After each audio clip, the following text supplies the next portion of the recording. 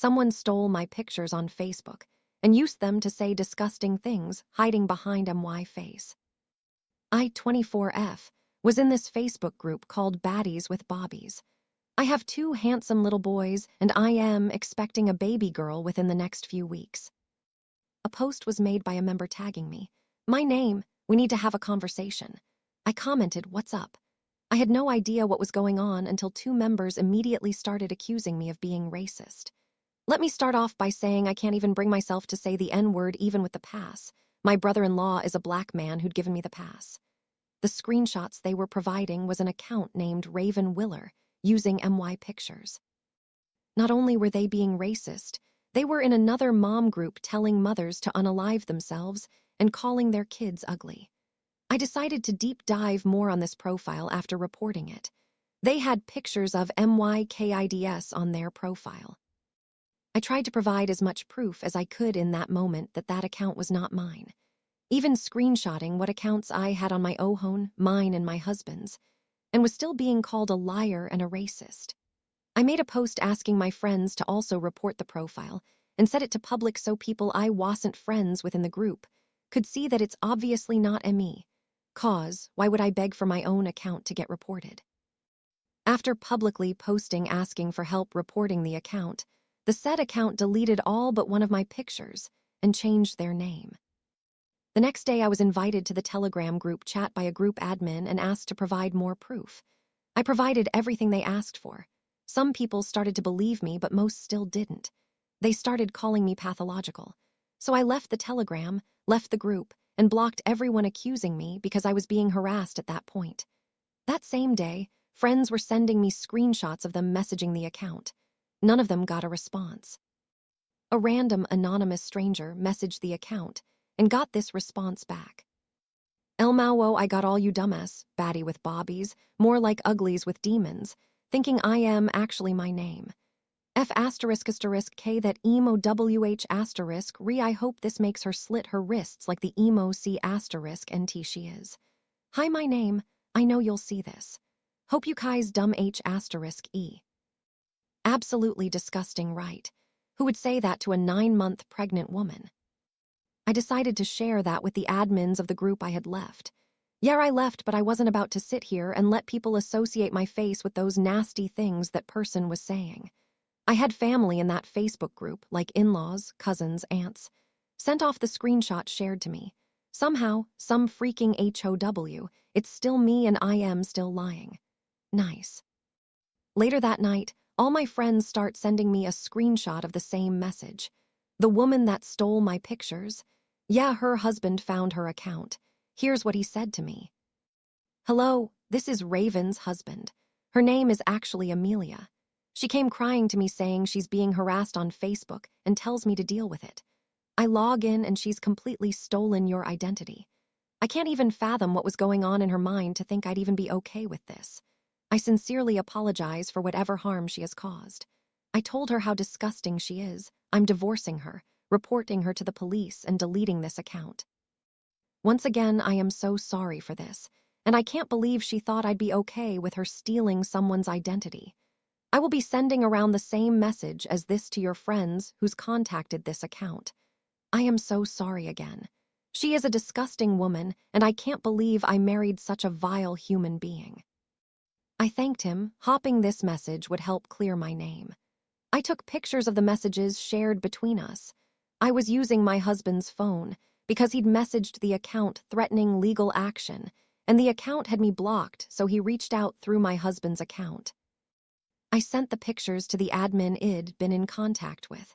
She threw me into a group chat without warning me with 2 other girls in the group, where they all were calling me names and saying I was mentally ill for messaging myself. I blocked all 3 of them and left the group chat. The next morning, I filed a police report, but unfortunately, since the husband wouldn't give me her full name, just the initial of her last name, my local sheriff's office can't do much about it. I shared that I spoke with a deputy and said there's an ongoing investigation publicly on my profile, of course so the people from that group that are stalking my account could see that I am taking legal action on this said account. Again, why would I get the cops involved if it was me? I haven't been able to reach out directly to the husband as he never gave me his name, probably for fear of retaliation because of his soon-to-be ex-wife's actions. I feel bad for him getting caught up in this. If he reported it to his law enforcement like he said he would, some action should be taken soon. This morning, Sept 19th, I woke up to messages being harassed by one of the original people accusing me. I didn't say anything to her, but she called me pathological and told me to stay out of her inbox. Ironic, isn't it? Instantly blocked her without a response. Didn't even read the messages till I'd already blocked her. Did I overreact? I'm pregnant, so my hormones can make me overreact blindly. Update: I'd made my own competing Facebook group to set an example of what being a decent person can actually look like.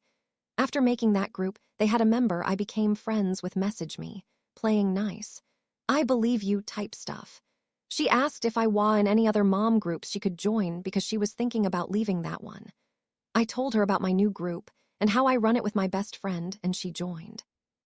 About 5 minutes later, Shed left my group and blocked my friend and I. She was friends before my best friend before me on Facebook, so I'd why she blocked her. And then I noticed 2 other girls in the group I was friends with unfriended me. It seems like that first friend was being a little snoop, and the admins for the other group gave them the ultimatum to either stay friends with me or get banned. Will you see where that went? That's just a thought, though. I can't say if it actually happened or not, but listen, doesn't that sound like it could have? I, 29M, feel that my girlfriend, 31F, wants to end the relationship. Is it too late to fix things? My girlfriend and I have had some issues over the past few months, and I can tell she is distancing herself from me.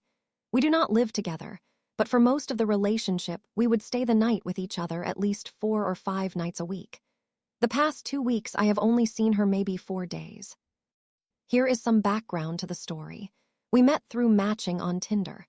Conversation was great on the app, so we decided texting would be appropriate after chatting on Tinder for a few weeks. We exchanged numbers and continued conversation with hopes of planning out a date. Once we started texting, I found out her ex-boyfriend was still coming around trying to win her back over. The way that I found out is when her car broke down. I have a high mechanical aptitude, so I offered to look at it. She told me the car was not hers. So I did the reasonable thing and asked whose car it was. She told me it was her ex-boyfriend's car and that he was letting her drive it because he had totaled her car. He ended up going over trying to fix it one day, and she was barely talking to me. While he was there trying to fix his car, he was begging for her back, and while they were talking, a different woman called him. I guess that was the nail in the coffin for their friendship they were maintaining.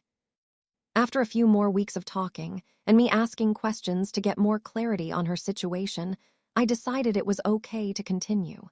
We planned out a date, and the rest is history as far as how the relationship started, but that's not the end of my post. We now need to go into why I feel that it could be too late to fix things. My life has been rough, to say the least. I joined the Army straight out of high school and was deployed to Afghanistan a little over a year after joining. I experienced some traumatic events and got diagnosed with PTSD 2 years after getting out of the Army. I have come a long way, but still have a long way to go. I get disability from the VA, but have never been able to find the right mixture of medication and therapy to truly help with my PTSD. So I was self-medicating with booze and green sticky stuff, if you catch my drift. This has caused me to be unemployed for quite some time, because I can't be a good employee when I'm drinking all day.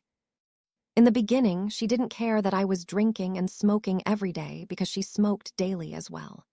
Over a period of time, my drinking started causing me serious health issues and put lots of strain on our relationship to the point where we broke up for 3 weeks while I detoxed. We ended up getting back together, obviously, and things were going great for about a month. Recently, because I'm in intensive outpatient therapy for my alcohol overuse, my parents offered for me to work for them as long as I go back to school and use my GI Bill. I was so excited that I texted her to tell her things were starting to get better and that I was going to accept my parents' proposal. This turned out to be a huge mistake. I was immediately met with hostility and anger. It hurt my feelings because I was genuinely excited that my parents were showing that they still care and are still willing to help me. Her response was that I'm a spoiled rich kid. She didn't ask any questions and left it at that.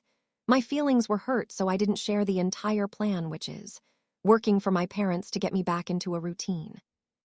This will also allow me to get used to working again while being able to control my own schedule around my schoolwork.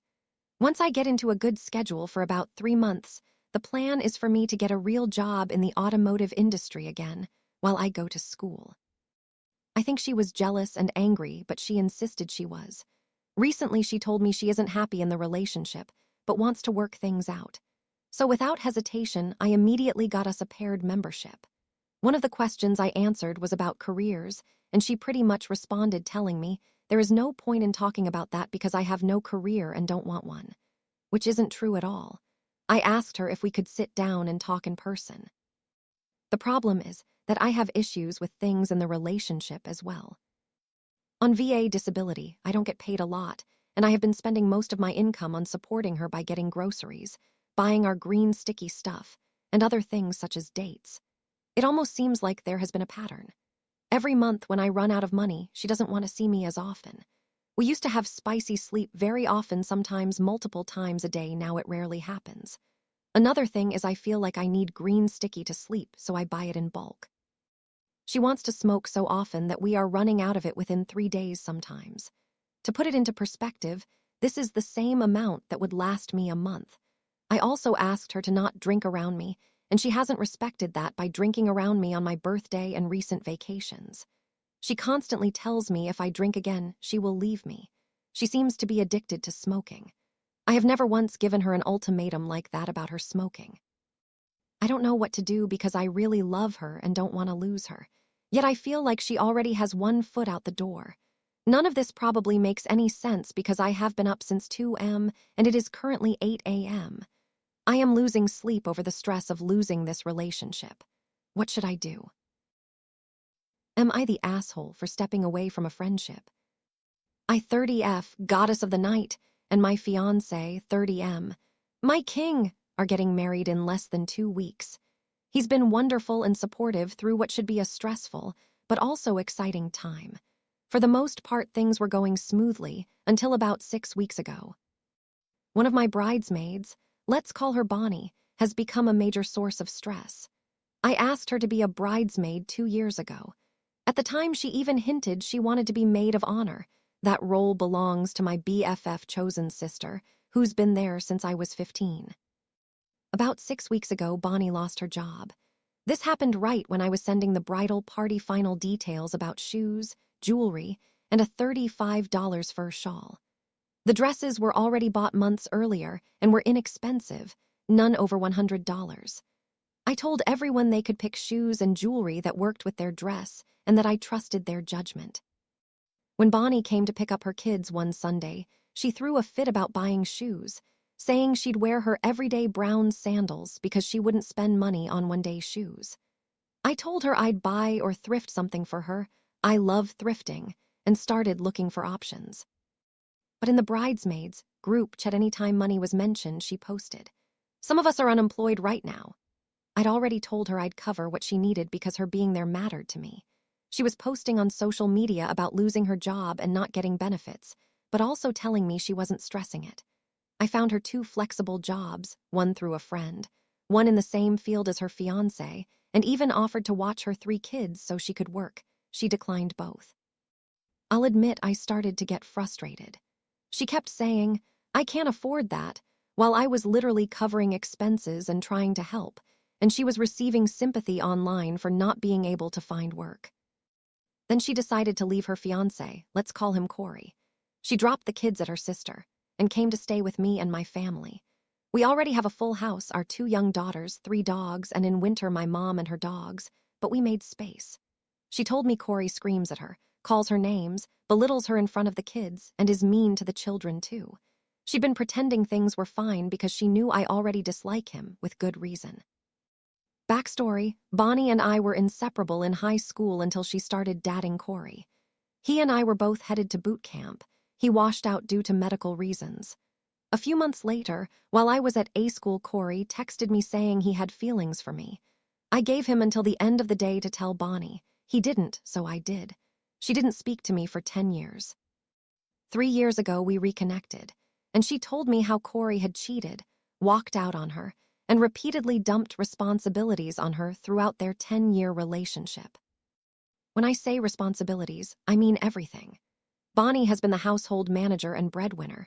3 kids, multiple dogs, chickens, cats, a bird, groceries, bills, cleaning, medical appointments, school routines, and in winter chopping, stacking, hauling wood for a wood stove. He stayed up all night gaming, slept all day, and only recently took a $17-hour job that lets him keep his chaotic schedule.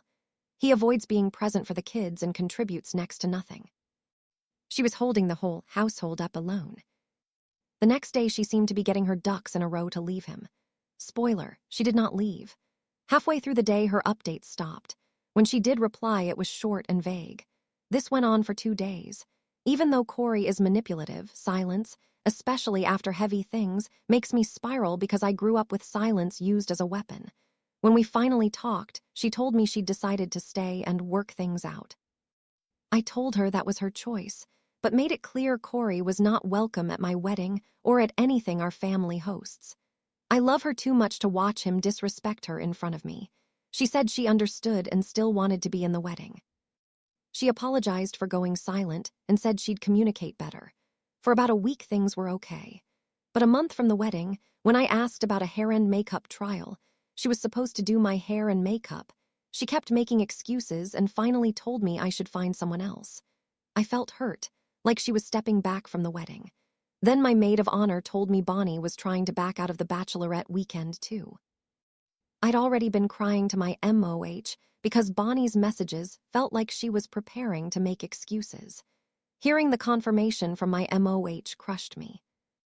The Monday before my bachelorette, Bonnie sent this message. I've been thinking about this for a few weeks. I apologize for involving you in my personal vendettas. I'm extremely grateful for how you supported me, but now I feel like because I didn't make the decision you thought was best, that you're upset with me. I can understand you being disappointed, but I also get the sense that you don't want me around right now. I wouldn't want you to feel uncomfortable because of me, so I think it's best if I'm not involved in your wedding, because that's your day. I understand you don't like Corey, and that makes it extremely hard to be friends. I called her within minutes because to me that read like a goodbye to our friendship, not just the wedding. She didn't answer. An hour later, I tried again, and she replied, I can't call right now, I'm busy doing my online class. I asked if she would call when she was free. No response. Silence. She finally called the next morning at 8:30 and acted like nothing had happened. I jumped right in and told her how the message made me feel, how her silence had me spiraling, and that I couldn't be blamed for her choice to stay with someone who treats her badly. She backpedaled, saying I'd taken the message the wrong way and that she absolutely wanted to be in the wedding. Nothing felt genuine. I reminded her silence was torture for me and that we'd already talked about it. She had chosen to disappear again. She kept saying this decision was all her, but from where I was standing, it looked like the same pattern. Corey manipulates, she wavers, and I get left holding guilt. We haven't spoken since that call. This is their cycle. Corey isolates her and drives people away.